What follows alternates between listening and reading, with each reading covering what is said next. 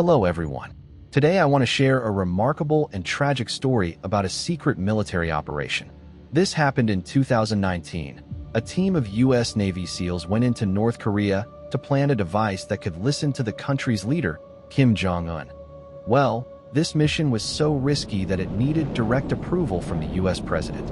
Yet despite all the planning and secrecy, things did not unfold as expected, and the operation ended in disaster, with most people only learning about it years later. Let's look at what led up to the mission, what the team went through, and why it still matters. Now let's start with who are these SEALs. Well, the Navy SEALs considered as an elite group of U.S. sailors who are trained to carry out special operations on sea, air, and land.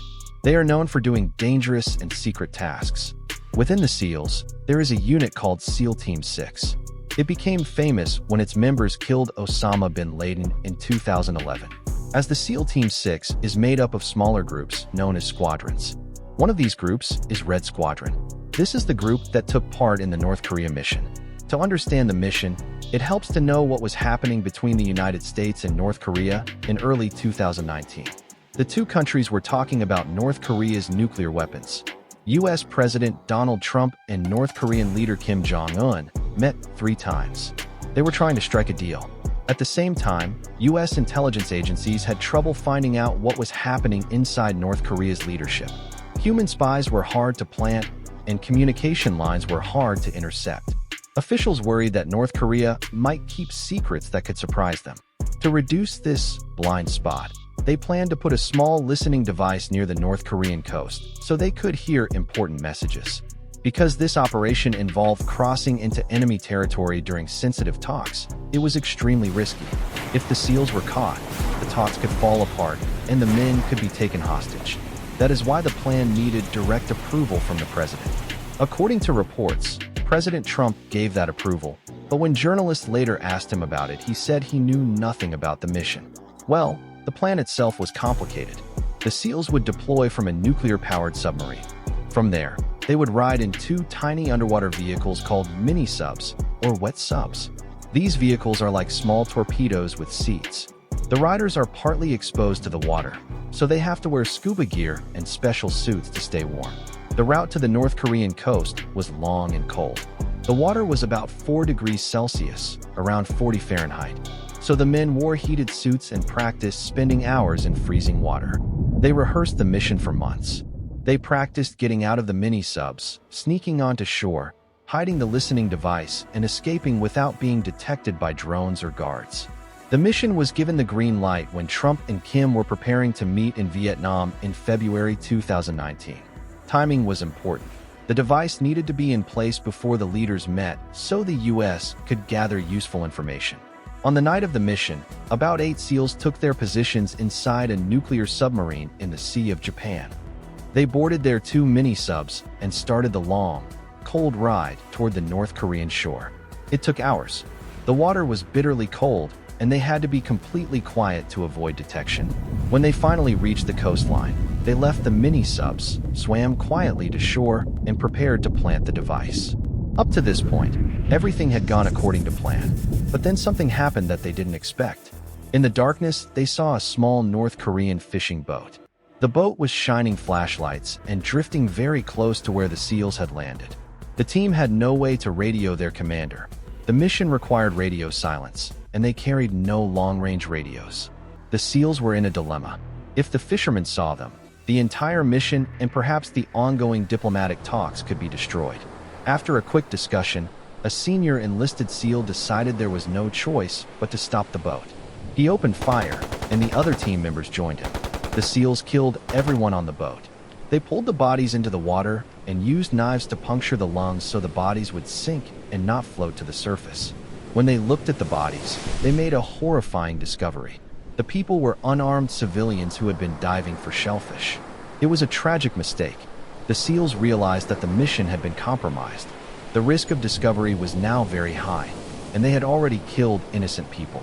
They quickly decided to abort the mission. They did not plant the listening device. Instead, they returned to the mini-subs and made the long trip back to their submarine. Back on the submarine, the team reported what had happened. U.S. spy satellites later saw increased North Korean military activity near the area where the shooting had occurred. It was unclear whether North Korea understood what had happened or who was responsible. Meanwhile, the world saw Donald Trump and Kim Jong Un meet in Vietnam. No agreement was reached during that summit.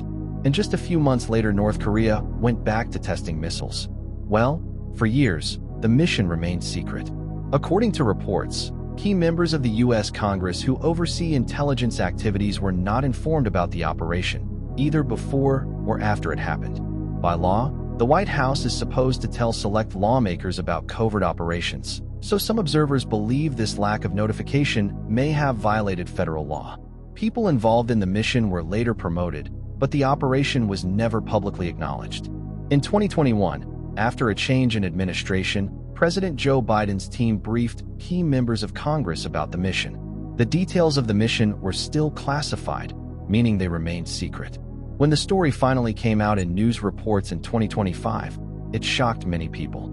President Trump told reporters that he knew nothing about the mission and was hearing about it for the first time. A classified Pentagon review later concluded that the killings were justified under the military's rules of engagement. But that review has not been made public.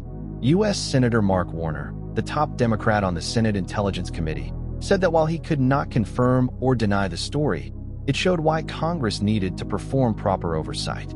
This story teaches us several lessons. First, secret missions can affect diplomacy. The mission took place during sensitive nuclear talks.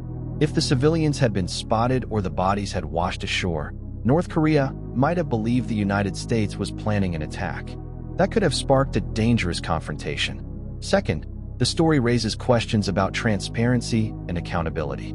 According to reports, Congress was not told about the mission, even though U.S. law requires the executive branch to inform certain lawmakers about covert actions. Without proper oversight, risky operations may put the country in danger. Also, even within the government, only a few people knew about the mission. When the story finally came out, some people argued that the American public deserved to know more about what was done in their name. Lastly, the human cost should not be forgotten. The SEALs killed unarmed civilians who were simply diving for shellfish. While the soldiers believed they were protecting their mission and their country, the loss of innocent lives is a tragedy. It shows how high the stakes are in special operations and how quickly decisions can lead to irreversible outcomes. Well, in short, as the 2019 SEAL Team 6 mission in North Korea was meant to gather intelligence and give the United States an advantage in nuclear talks.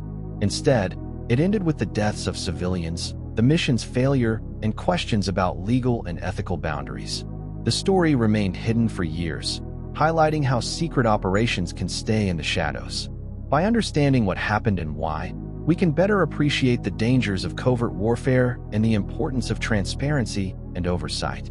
I hope this story has given you insight into a hidden chapter of recent history.